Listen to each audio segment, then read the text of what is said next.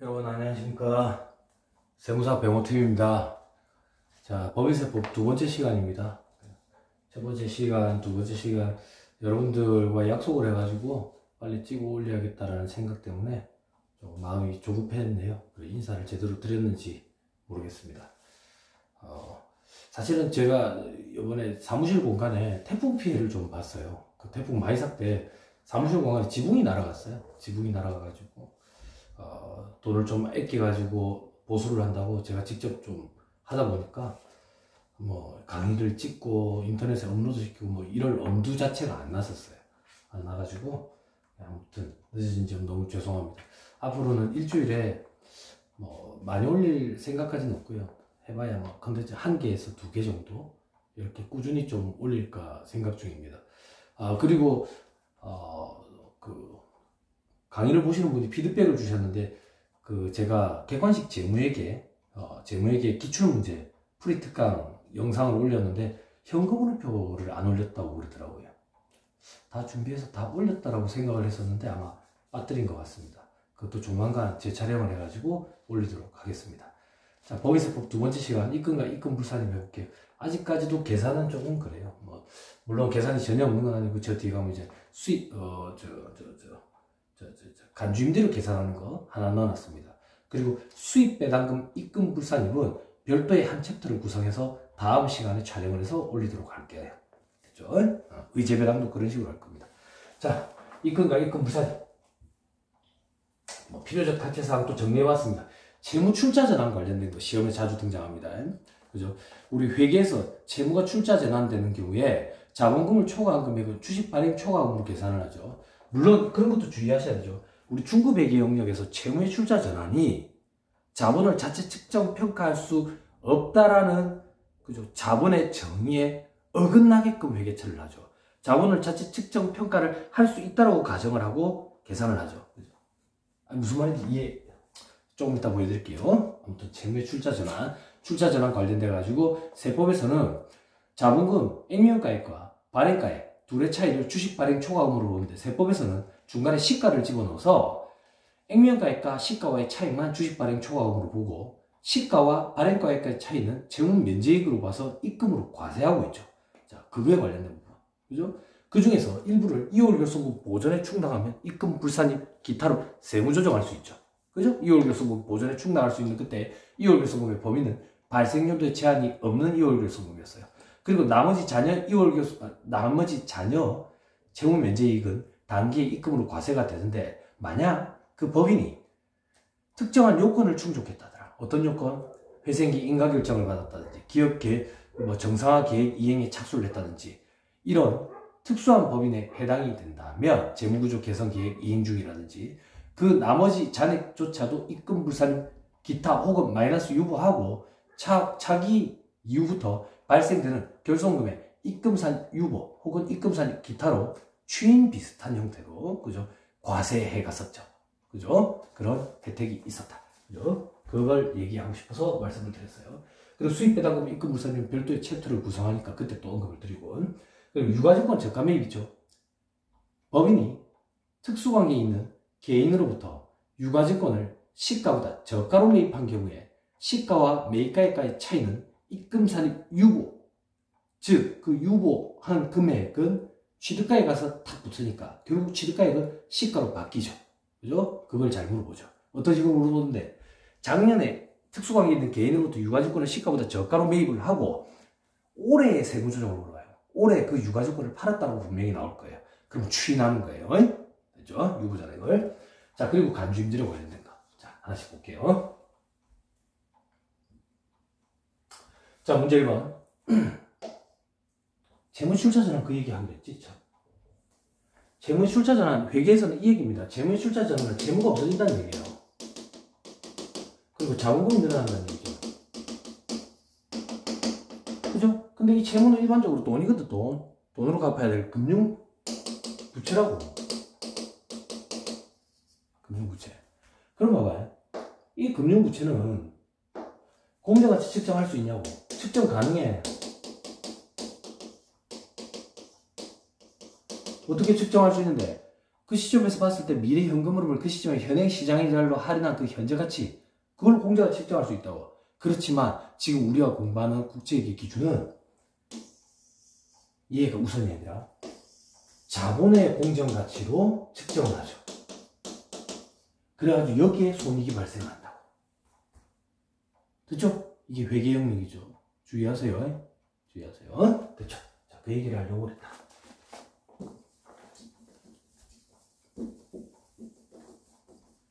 자, 이거 문제.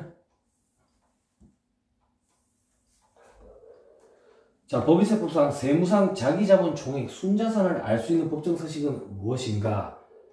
자본과 적립금 조정에서 가표입니다. 가표. 그죠?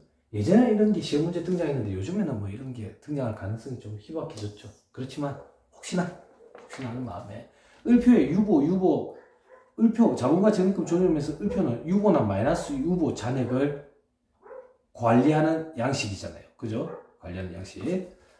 그죠? 네, 자본과 적립금 조정에서 을표가 유보나 마이너스 유보를 이제 금액을 관리하는 표거든요. 그럼 가표는 어떻게 생겼냐면 수험생들이 가표를 볼 기회가 자주 있지는 않겠지만 가표는 이제 자본의 내역들 금액이 어떤 금액으로 구성되어 있는지 내역을 알 수 있어요. 자본금, 자본잉여금, 자본조정, 기타 보완수익 누계, 이익잉여금. 그 이익잉여금은 정기로부터 이월된 거에서 단기에 발생된 단기 손익을 가감해가지고 기말 이월 이익잉여금이 얼마가 되는지 그리고 이월 결손금을 관리하는 서식이다. 이렇게 생각하시면 돼요. 그 서식에서 세무상 자본을 우리는 계산할 수 있어요. 이 세무상 자기 자본을 가지고 청산소득에 대한 법인세 계산할 때 써먹는 거죠. 그죠? 그 정도만 하시면 돼요. 네? 어쨌든 자기 자본 총액 순자산을 알 수 있는 표는 가표다. 자, 이번에 법인세법상 입금에 관한 설명이다. 옳은 것을 고르시오. 자, 영리 내부법인이 특수관계인인 법인으로부터 유가증권을 시가보다 낮은 가액으로 매입해서 보유하는 경우 시가와 매입가액 차액은 유가증권을 매입한 사람으로부터 입금으로 본다.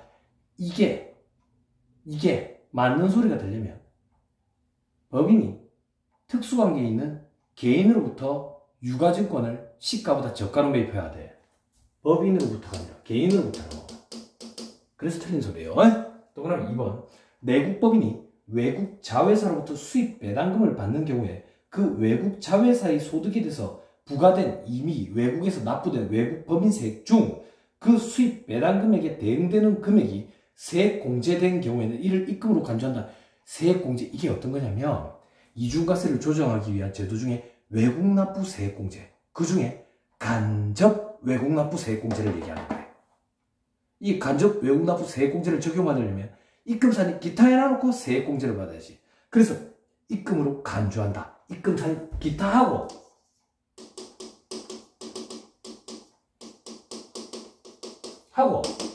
그리고 세액 공제로 공제를 하는 거라. 됐죠? 좋은 복입니다. 맞는 소리다. 또 그럼 3번 채무의 출자 전환으로 주식을 발행함에 있어서 그 주식의 시가를 초과해서 발행된 금액은 채무 면제이익을 얘기하는 거죠. 법령상 2월 결손금 보존에 충당하면 입금 불산이 기타예요. 또 그럼 4번 영리 내국법인이 이미 보유하던 주식에 대해서 받은 주식 배당은 입금을 구성하지 않는다? 주식 배당 받은 거 입금이죠, 당연히. 그죠? 입금이에요. 동그라미 5번 의제 배당에 대해서도 수익 배당금 입금 불산의 규정을 적용을 합니다. 다음 3번 이런 문제가 뭐 다시 또 등장하면 참 좋겠지만 주는 문제죠. 자, 2018년도 기출이죠. 법인세법상 입금에 해당하는 거 부가치세 매출세 부채니까 입금 아니죠. 그죠? 자, 증자시 주발초 주식 발행 액면 초과에 시약 원본을 구성하니까 입금 불산입 항목으로 규정해 놓는다 그랬어요. 동그라미 3번에 각 상호에서 소득으로 이미 과세된 소득 2월 입금이라네. 이미 과세된 소득 그게 올해에는 과세가 되면 안 되니까 입금 불산이 되겠죠. 동그라미 4번에 송금에 산입한 금액 중 환입된 금액 송금에 산입했던 걸 환입을 하면 입금이겠죠. 그죠? 이게 정답이겠네. 그죠? 이거 정답이. 자, 동그라미 5번에 무행면 주식의 경우 발행가액 중 자본금으로 계상한 금액을 초과하는 금액 이것도 주식 발행 초과금이죠. 입금 불산입 항목이다. 됐죠? 자, 문제 4번. 자, 법인세법상 입금에 관한 설명으로 틀린 소리로 골라라. 틀린 소리. 자, 동그라미 1번. 입금은 자본 또는 출자의 납입 및 법인세법에서 규정하는 것을 제외하고는 순자산을 증가시키는 거래를 통해서 발생하는 수익이금이 완벽하게 맞는 말이죠. 이 입금의 정의 아닙니까? 그죠? 맞는 말이다. 동그라미 2번. 2월 결손금 보전에 충당하지 않은 자산 수증 이익과 채무의 출자 전에 따른 채무 면제 이익은 해당 사업연도에 입금 불산입하고 그 이후 각 사업연도에서 발생한 결손금 보전에 충당할 수 있다. 그럴듯하지만 요건을 충족한 법인에 해당이 되어야 되죠. 그죠? 그 요건을 충족한 법인이 어떤 것들이 있던가요? 회생계획 인가결정을 받았다든지 경영 정상화 계획 이행에 착수를 했다든지 재무구조 개선 계획 이행에 착수를 했다든지 이런 법인에 해당이 되어야만 하죠. 그죠? 그 표현이 없어서 이건 틀린 거예요. 동그라미 3번.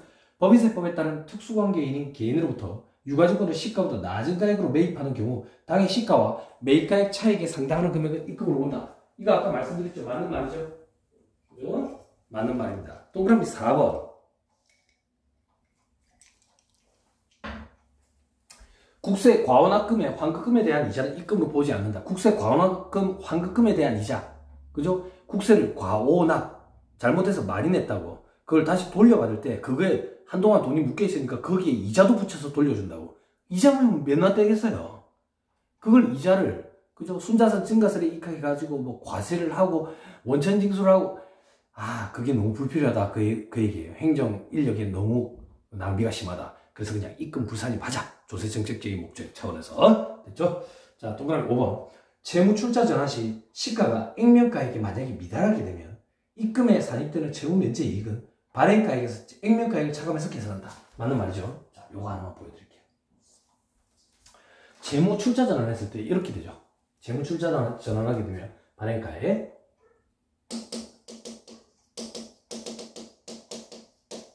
그리고 액면가액이 50원이라고 가정을 하고 발행가액이 100원이라고 가정을 하면 이 둘의 차이 50원이 주식 발행 초과금이죠. 그죠? 근데 세법은 좀 다르죠. 세법은 뭐가 좀 달랐어요? 중간에 시가가 하나 끼죠. 시가. 그래서 시가와 발행가액의 차이 요것만 주식 발행 초과금으로 죠 30. 그러면 시가를 초과한 발행가액과의 차이 요건 채무 면제이익이죠. 요거는 입금이죠. 입금은 과세가 된다고. 요건 입금 불산이 방법이고. 그죠? 근데 이 문제는 지금 무슨 얘기냐면 재무출자 전환 시 시가가 액면가액이 미달한데 시가가 액면가액보다 더 낮은 거야. 시가가 예를 들어서 40원이라고 가정을 해볼게.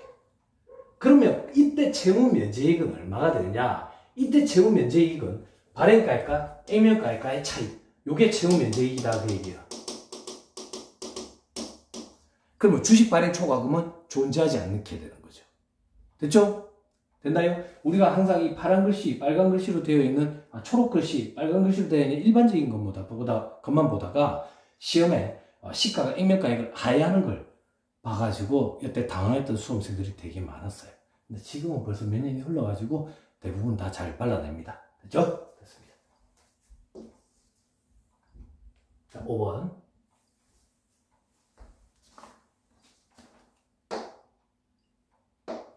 자, 영리 내국법인인 주식회사 A는 18기 사업연도에 특수관계인인 개인으로부터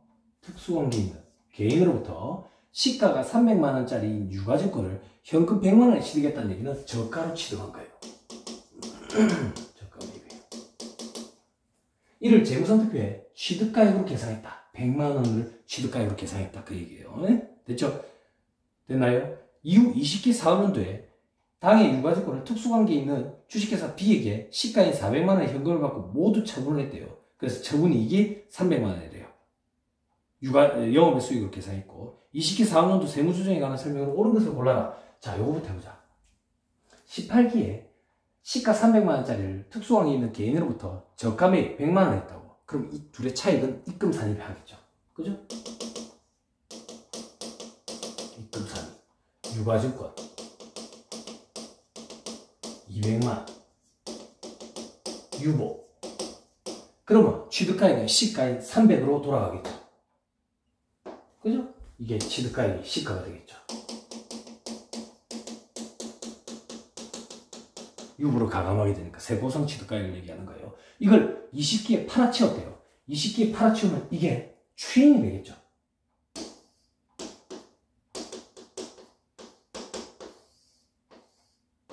추인이 되겠죠. 그죠? 그럼 추인이 되면 송금산이 유가증권 200만원 마이너스 유보 이래 되겠죠. 됐죠?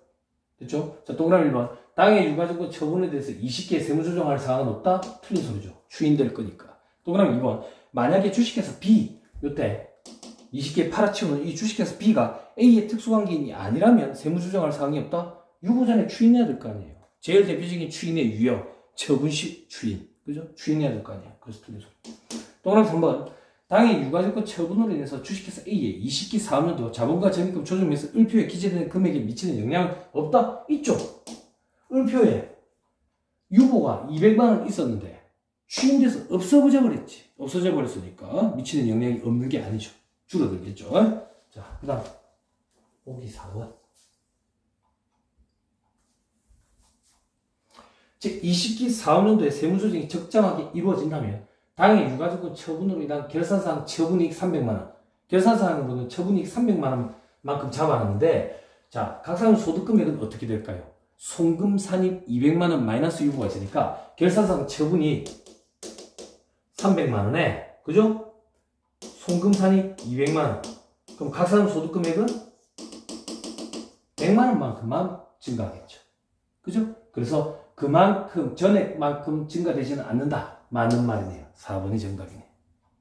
자, 5번에 만일 당의 유가증권을 결산상 취득가액인 100만원에 처분하여 결산상 처분이익이 발생되지 않았다면 세무조정해야 될 사항은 없다? 그래도 추인이 되죠. 그죠? 말도 안 되는 소리죠. 처분하면 무조건 다 유보잔액 추인됩니다. 됐죠? 자, 이런 형태의 시험 문제가 자주 등장합니다. 됐죠? 넘어 6번. 그래서 꼭 작년 이전에 유가증권을 특수관계 있는 개인으로부터 저가매입 해놔놓고 올해 꼭 처분한다. 이런 형태로 등장합니다.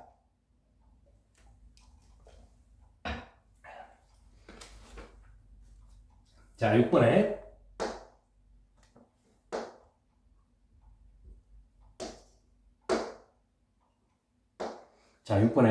영입 내부법인의 주식회사 A는 제20기 2020년 1월 1일부터 풀입니다.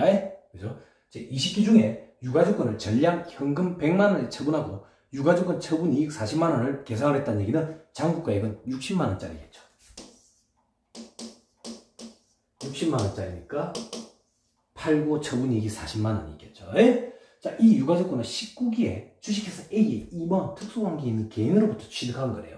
그리고 실질 매입가액으로 장부에 계상했다는 얘기는 60만원에 매입하면서 60만원으로 계상을 했다. 그 얘기죠. 그죠? 그런데 주식회사 A가 유가증권 처분에 대한 세무조정으로 처분을 할 때 입금불산이 20만원 마이너스 유보가 있었대. 처분을 하면 추인이 되잖아요. 추인이 입금불산이 20만원 마이너스 유보가 있었다는 얘기는 최초에 취득할 때 요거에 반대되는 세무조정이 있었다는 얘기지. 요거에 반대되는 세무조정이 취득할 때 있었다는 얘기지. 그러면 반대되는 세무조정은 뭐가 있었는데 입금산이 20만원 유보라는 세무조정이 있었겠지. 그죠? 그럼 왜 이런 일이 벌어졌느냐? 최초에 취득할 때 60만원을 주고 60만원을 주고 취득해가지고 장부 60만원이라고 달았지만 입금산이 20만원 유보라는 세무조정이 있었다는 얘기는 특수관계 있는 개인인 주식회사 A의 임원 갑으로부터 유가증권을 시가인 80만원보다 20만원 저가로 60만원에 취득했기 때문이다. 그 얘기예요. 그러면 세법상 시가는 80만원이 되겠죠.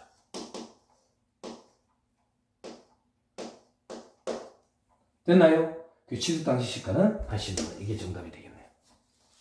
됐죠? 쉽습니다. 자, 그 다음 7번.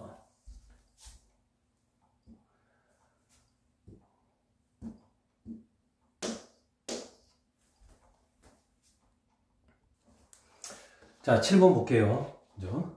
자, 주식회사 서에는 한국채택국제회계 기준에 의한 재평가 모형으로 유형자산을 평가하고 있답니다. 재평가 모형 중구배기 시간에 다 공부하셨죠? 자, 주식회사 서해는 10기에 토지를 200원에 취득을 했고 10기 말에 시가가 300원이라서 100원을 재평가했네요. 재평가. 그리고 11기에 그 중에 절반을 처분을 했대요. 그리고 양도분에 대한 재평가 인여금을 이익잉여금으로 대체하였답니다. 물론 중구배기 한국채택국제기준은 대체해도 되고 안 해도 되고 선택사항이죠. 선택사항. 그래서 안 물어봅니다. 처분 단계는 잘. 어쨌든 회계 처리는 다음과 같다. 세무조정할 때 10기와 11기의 가산조정과 차감조정의 순액은 얼마가 되느냐. 다만 위의 재평가는 법률에 따른 평가증에 해당하지 아니한다. 자, 이게 무슨 말이냐. 임의적인 평가손익의 계상이다. 그 얘기예요. 법인세법에서는 평가손익은 임의적인 평가손익은 그죠? 실현된 손익이 아닌 미실현 소득이기 때문에 다 부인시키고 인정하지 않죠. 다만 평가 이익 중에 인정해 주는 거 하나, 평가 손실 중에 인정해 주는 거 3가지 있죠.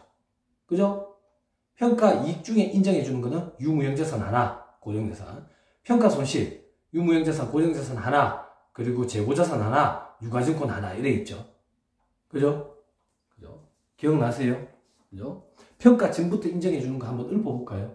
그죠? 보험법 기타 법률에 따른 유무형자산의 평가증, 요거는 법률 간 충돌을 방지하기 위해서 인정해 주죠. 그리고 평가 손실, 평가감을 인정해 주는 경우는 유무형자산, 고정자산 있죠. 그죠? 천재지변, 화재, 법령에 의한 수용, 채굴 예정량의 체진으로 인한 폐광 등 외관상 객관적인 사유가 명백한 경우에 평가 손실을 계상하면 인정해 주죠. 근데 그 평가 손실이 그 사유가 발생한 사업연도에 계상한 경우에만 인정해 주는 특별한 결산조정 사항이랬다. 재고자산은 파손이나 부패 등 외관상 객관적인 사유가 명백한 경우에 그 외관상 객관적인 사유가 발생한 사업연도의 평가 손실을 계상한 경우에만 인정되는 특별한 결산조정 사항이었다. 유가증권은 부도 발생, 회생기 인가결정 이런 경우, 그죠? 상장법인이 발행한 주식은 다 되죠. 그죠? 비상장법인은요? 비상장법인인 경우에는 특수관계가 없어야 되죠. 그때 특수관계 여부를 따질 때 소액주주의 범위는 5% 미만 and 10억 원 이하. 그죠? 그것도 좀 주의하시고. 그죠? 파산인 경우에는 상장, 비상장 불문하고 다 되죠. 그죠? 유가증권 평가 손실. 물론 비만 금액으로 1,000원은 남겨둬야 되죠. 그죠? 그런 거 정리하세요. 자, 어쨌든 법에 따른 평가증에 해당하지 아니하니까 임의적인 평가증에 해당한다. 부인시켜야 된다. 그 얘기예요. 자, 10기에 토지 200원 주고 취득했는데 10기 말에 100원만큼 평가 손익을 잡았어요. 자, 기타 포괄손익, 입금산익. 기타 포괄손익 100원, 기타. 토지 감액시켜야 되죠. 송금산익. 토지 100원 마이너스 6. 이게 다음 연도에 절반만큼 처분이 된대요. 그럼 추인되죠. 유보장액이 추인이 된다고. 추인. 처분시 추인.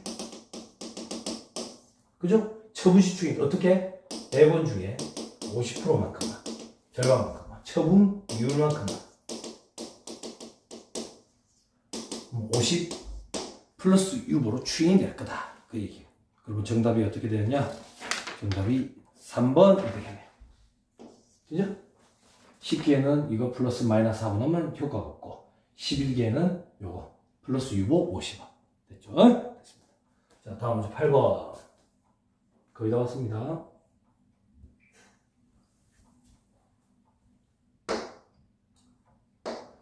자, 다음은 제조업을 영위하는 영리 내국법인인 주식회사 A의 제20기 사업연도 20기 2020년 풀입니다. 사업연도에 그죠? 거래 내용이다. 한국채택국제 기준을 적용하고 있는 주식회사 A가 제20기에 입금 산입으로 세무조정할 금액이 얼마인지 물어보죠. 다만 법인세법상 수입배당금 입금물산입 규정은 아직 고려하지 말합니다. 천만다행이네요. 자, 괄호를 보내. 주식회사 A는 지분 비율이 20%인 관계기업 주식회사 B로부터 주식 발행 초과금 1,000만원의 자본 전입으로 무상주를 수령했다. 주식 발행 초과금은 제일 대표적인 입금 불산입 항목이죠. 요걸 자본 전입해가 무상주를 수령하면 의제배당이 아니죠. 근데 이 문제의 포인트는 이거예요. 괄호 안에. 주발초가 1,000만원 다 주발초인 줄 알았더니 그 중에 500만원은 채무출자 전환으로 이래가지고 시가를 초과해서 발행한 금액이래. 이게 뭔데? 채무면제액이죠. 채무 면제이익은 입금 항목이죠. 이걸 재원으로 자본 전입해서 무상주로 수령하면 의제 배당이 맞죠. 그럼 의제 배당에 해당하는 금액은 이렇게 되겠죠. 500만원 곱하기 지분 비율 20%. 그럼 100만원이 돼요. 됐죠? 자, 괄호 2번.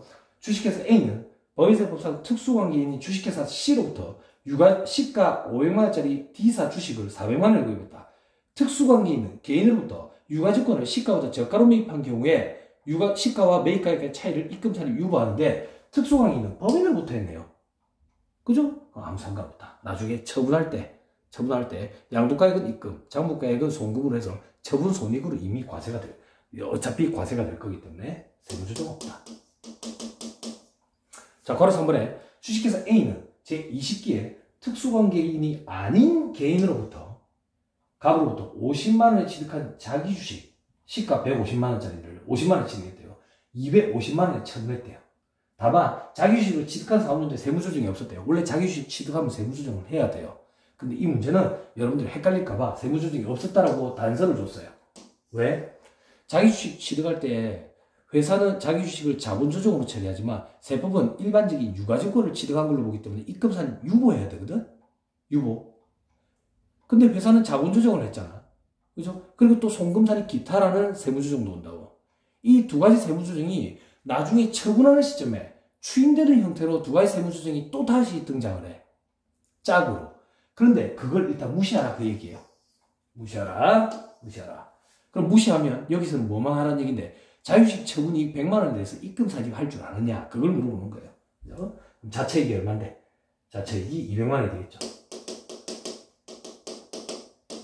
입금사직 200만원 기타. 됐나요? 됐습니다. 그러면 정답이 2번이 되겠네요. 자, 요거 잠깐만 혹시나 2차 시험 준비하시게 되면 세무회계라는 영역에서 공부하시게 될 건데 자기주식을 최초에 취득한다고. 자기주식을 취득을 하면 회사는 이걸 자본조정 처리하지만 국제기준은 자본조정 처리하지만 법인세법은 이게 유가증권이거든. 그 유가증권은 자산을 증가시켜야 돼. 입금사리. 자기주식 100만원 유보. 그와 동시에 다시 또 송금사리 시켜요. 송금사리 시켜 해가지고 자기주식 자본조정이잖아. 100만원만큼 기타 시킨다고. 그럼 나중에 이 자기주식을 처분한다는 얘기는 자기주식을 처분하게 되면 돈 받고 처분할 거 아니에요. 돈 받고 처분하면 자기주식이 없어지고 그리고 자처이익이라든지 자처손이 발생할 거 아니에요. 이 자처이익과 자처손은 입금항목, 송금항목이다 그 얘기예요. 이 세무조정이 한 가지 올 거고 그리고 자기주식이 대변에 있잖아. 대변에 있으면 요거에 반대되는 세무조정 추인 형태로 송금사니 자기주식 마이너스 유보 그리고 입금사니 자본조정 기타 이렇게 한다고. 이 자본조정으로 계산 항목이 기타인데 소득처분이 기타인데 마치 꼭 유보나 마이너스 유보 추인되는 형태처럼 이렇게 따라다닌다고. 그러면 자유식을 시초 취득할 때는 이 두 가지 세무조정이 오고 처분할 때는 여기 자처이익이 있으면 자처이익 입금사니 또 기타 자처손이 있으면 자처손 송금사니 기타 이 세 가지 페어링 되면서 오는 거라. 근데 이게 너무 어렵잖아. 그래서 방금 문제에서는 전제가 있었다고. 어떤 전제가 있었냐면 요 세무조정을 안 했대 회사가. 그럼 안 했으면 처분할 때 이 세무조정도 필요가 없는 거라. 그래서 자체이익에 대한 세무조정만 물어보는 꼴이 되는 거예요. 좀 어렵지만 이런 것도 있다. 넘어갑니다. 자, 9번에 자, 다음 자료는 제조업을 영위하는 영리 내부법인인 주식회사 A의 20기 사업연도 2020년 풀입니다. 결산 과정에서 발생한 상호 독립적인 사항들이다. 만일 이러한 사항들 중에서 적정한 세무조정을 하지 않는다면 20기 법인세법상 각 사업연 소득금액에 오류를 발생시키는 사항은 모두 몇 개인가? 그죠? 세무조정 해봐라 그 얘기예요. 다만 19기 이전에는 적정하게 이루어졌다. 자, 괄호 1번 20기에 보통주 유상증자를 실시하고 발행주식의 액면가액을 초과하는 금액까지 포함해서 주주로부터 현금으로 받은 모든 금액을 자본금으로 계산했다. 자, 이게 무슨 말이냐면 회사가 자본금과 주식 발행 초과금을 구분하지 않고 다 자본금으로 계산을 했대. 자본금은 자본 항목 중에 하나고 주발주는 자본 입력금으로 해서 자본 항목 중에 하나죠. 그래서 미치는 영향이 없어요. 세무조정이 없죠. 근데 국장은 주발주를 별도로 계산 안 했으니까 주발주를 뭐 입금산이 기타 해야 되고 반대로 또 송금산이 기타 해야 되고 뭐 이런 말도 있는데 구분의 실익이 없어요. 세무조정 없어요. 자, 괄호 2번에 제19기에 외상 매출하였으나 그 회계처리가 누락되었던 매출 채권 100만 원이 있어서 그러면 19기에는 입금산이 유보했겠지. 20기에 이걸 회수를 했대. 그럼 20기에 회수를 했으면 20기에 매출 수익 입금은 아닌데 회사가 분기를 보면 매출이라는 수익으로 잡아놨네. 입금 물살이 마이너스 수익으로 추인해야지. 입금 물살이 100만 원 마이너스 6. 이게 2월 입금이라고. 정기의 입금으로 계산된 항목을 올해 수익으로 계산한 거. 2월 입금 물살이 항목이다. 자, 걸어서 한번 제19기에 납부하고 송금 세금가원가로 계상했던 본점 건물에 대한 재산세. 본점 건물에 대한 재산세 19기에 납부하고 송금으로 계상을 했네요. 그 200만 원이 20기에 환급이 됐다네. 그러면 납부할 때 송금으로 인정되었던 걸 환급받으면 입금이 맞죠. 주식회사 A는 동환급금을 이미 납부를 해서 세금가원가로 계상한 20기에 대한 재산세와 상기하기 위해서 20기에 다음과 같이 회계처리했다. 회사가 어떻게 회계처리했느냐? 현금 200만 원, 대변의 세금가원가 비용이잖아. 비용이 대변하면 수익이지. 그게 무슨 말인데? 회사 환급받은 거 200만 원 수익으로 잡아놨다 그 얘기예요. 세법상 입금이잖아. 회사가 수익으로 잡아놨네. 차이가 없잖아. 세무조정 없는 거예요. 에? 회사가 수익으로 잡았잖아. 그죠? 수익으로 안 잡았으면 입금 산입했어야지. 됐죠? 됐습니다. 자, 그다음 괄호 4번. 자, 당해 법인과 특수관계인이 아닌 주식회사 B 소유 건물의 보수를 위해서 업무와 관련 없이 300만 원을 지출을 하고 대여금으로 회계처리했대.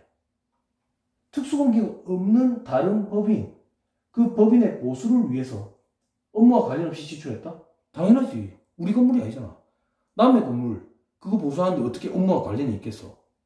업무와 관련 없이 돈을 대준 거네. 근데 어떻게 처리했는데? 대여금 처리했네. 빌려준 걸로. 잘했네. 아무것도 손볼 게 없다고. 그럼 이건 왜 등장한 겁니까? 만약에 특수관계가 있으면 특수관계에 대한 업무무관 가지역금으로 인해가지고 가지역금 인정이자라든지 지급이자 송금물산 이런 불이익들을 알고 있는지 그걸 확실히 깨차고 있는지 그걸 물어보기 위해서 등장한 거예요. 그렇지만 특수관계가 없기 때문에 그런 불이익들 아무것도 없어요. 됐죠? 자, 괄호 5번. 무상으로 받은 토지의 시가 500만 원을 회계상 잡이익으로 계산했다. 입금 항목이잖아. 자산수증이. 회사는 잡이익 처리했네. 수익 처리했다고. 그럼 차이가 없으니까 세무조정 없네. 주식회사 A에 세무상 이월 결소금은 없다. 손댈 거 없네. 만약에 세무상 이월 결소금이 있었으면 입금 물산입 기타 할 수 있지. 됐죠? 됐습니다. 자, 넘어갑니다. 마지막 한 문제. 간주임대료입니다. 자, 부동산 임대업을 주업으로 하며 법인세법상 차입금 과다법인에 해당하는 내부법인의 주식회사 A의 제9기 사업년도 임대사업에 관한 자료는 다음과 같다. 장부를 기장해서 정상적으로 신고하는 경우와 추계 결정하는 경우에 간주임대료를 계산하래. 일단 이거부터 캐치해야 돼. 법인세법상 간주임대료 계산 대상은 모든 법인이 다 계산 대상이 되는 게 아니지. 어떤 법인이 부동산 임대업을 주업으로 하면서 차입금이 자기 자본의 2배를 초과하는 차입금 과다법인만 계산 대상이라고. 그때 부동산 임대업을 주업으로 하는 법인은 그때 주업의 범위는 수익금액이 큰 업종이 아니라 자산가액 중에 부동산 임대업에 사용하는 자산가액이 50% 이상이면 주업이 부동산 임대업으로 보는 거지. 그죠? 우리가 일반적으로 주업 여부를 판단할 때는 수익금액 기준으로 하는데 간주임대료 계산 대상이 되는 부동산 임대업 주업법인은 자산가액을 기준으로 따진다더라. 자산가액을. 그죠? 자, 그럼 사실 한번 써보자. 자, 사실 한번만 써보면 간주임대료 법인세법상 계산 대상이 되는 법인세법상 간주임대료 계산 사실은 임대보증금 적수 여기서 건설비적 잠깐만요. 그죠? 여기다가 정기예금이자예요. 365로 나누고 그죠? 여기서 금융수익을 차감하죠. 그때 보증금 적수와 건설비 적수 계산할 때 일자는 일반적으로 같다. 언제부터 시작하는데 임대 보증금 수령일이 아니라 임대 개시일부터지. 무조건. 그죠? 그리고 건설비 적수는 토지는 제외지. 그리고 이 건설비 적수 계산할 때 건설비는 장부가액 베이스가 아니라 취득가액 베이스지. 취득가액 베이스라는 얘기는 취득가액에 자본적 지출을 더한 거지. 장부가액 베이스가 아니라는 얘기는 평가 손익 이런 것들을 가감하면 안 되지. 감가상각 누계액도 반영을 하면 안 되고. 그죠? 그리고 정기예금 이자율 365로 나누고 금융수익에는 네 가지가 있지. 말로 드릴게요. 수입이자 할인료, 수입 배당금, 신주의수권 처분 이익, 유가증권 처분 손익 둘 네팅하죠. 그래서 마이너스면 없는 걸로 보죠. 이게 법인세법상 간주임대료 계산 대상 산식이라고. 그죠? 부동산 임대료를 주고로 하면서 차입금이 자기 자본의 2배를 초과하는 차입금 과다범위. 그런데 이 임대보증금 적수 계산, 간주임대료 계산 대상에는 주택임대보증금에 관련된 것은 계산 대상에서 제외. 다만 추계 결정하는 경우에는 포함. 됐죠? 자, 이제 계산해보자. 자, 임대면적 주택 상가 있네요. 자, 상가만 들어가면 되겠죠. 그죠? 주택은 조금 있다가 추계 결정하는 경우에는 주택도 집어넣는다. 임대보증금 주택은 추계 결정할 때만 상가 부분 6억 들어가면 되겠죠. 6억 곱하기 일수 해야 되죠. 자, 주택 임대사업 부분 수익금액 이거는 고려할 필요 없죠. 차감하지 않죠. 상가 임대사업 부분 수익금액 이자 수입 있네. 배당금 수입 있네. 유가증권 처분 손실만 있네. 이익은 없고. 그럼 손실만 있으면 마이너스지. 없는 걸로 보니까 이건 0. 자, 2019년 8월 해당 부동산을 5억 원에 취득했는데 토지가액 3억 원이니까 이걸 제외하면 건설비는 2억 원이네. 그죠? 5억 원의 일수 빼기 건설비 2억 원. 그죠? 여기에다가 일수 곱해야지. 임대기간은 2020년 1월 1일부터 3년간이고 정기예금 이자는 5%네. 자, 여기다 다시 보자. 자, 근데 보증금 적수 6억에다가 적수 곱할 건데 1년 365일. 나중에 365로 나눌 거니까 생략해버리자. 거기다 건설비 적수 2억. 근데 이 건설비 중에 총 750제곱미터인데 그 중에서 600제곱미터만 상가에 사용했다. 여기다가 정기예금 이자율 5%. 그죠? 365 안 곱했으니까 365 다시 나눌 필요 없고 여기서 금융수익 차감한다. 금융수익 차감해보자. 아까 금융수익이 뭐가 있었냐. 이자 수입 380만원. 그죠? 그리고 배당금 수익 640만원. 유가증권 처분 손실은 없는 걸로 보니까 0. 그죠? 자, 요걸 계산하면 얼마가 되냐? 1180만원 이렇게 되나봐요. 됐죠? 됐죠? 자,